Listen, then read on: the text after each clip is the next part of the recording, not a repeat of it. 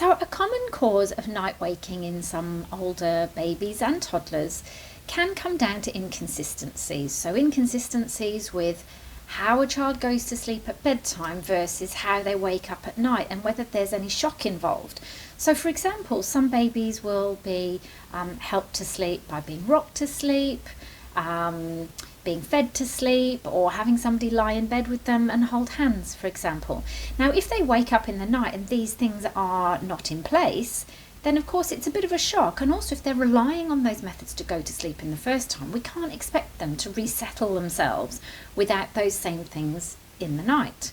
So the first thing I would suggest in this situation is to try and get consistent at bedtime with whatever you're prepared to do overnight. Now, often parents will give lots of help at bedtime because it's quick. You know, the feed might be really quick and the baby's asleep in 5 minutes. It might actually be really nice because all of those ways are really beautiful ways of going to sleep and there's nothing wrong with them. But as a parent, if you're not prepared to do those things overnight, it's best to try and inch away from them at bedtime. Because of course bedtime's going to be quick, but in the night it's going to take longer because they have less sleep pressure. At bedtime they have maximum sleep pressure and low resistance, but in the night they have hardly any sleep pressure left and heaps of resistance, which is not what you want when you're trying to make change. So I would say keep bedtime consistent with whatever you're prepared to do overnight.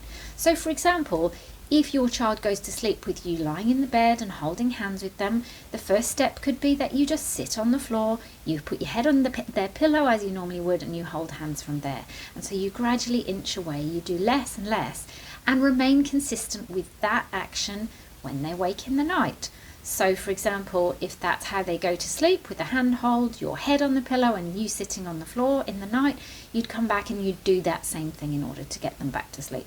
And over time, of course, you'd move away from that method as well. So my advice, be consistent at bedtime with whatever you're prepared to do overnight. Build those skills at bedtime, which is the easiest time in a 24-hour period to make change, and you'll soon see their expectations reduce for overnight. They'll expect less of you in the night, and eventually they will learn how to become more independent at settling at bedtime, which of course are going to be skills that they will draw on in the night, and one day soon you'll find them settling themselves back off without the need to call as their confidence grows. So give that a go.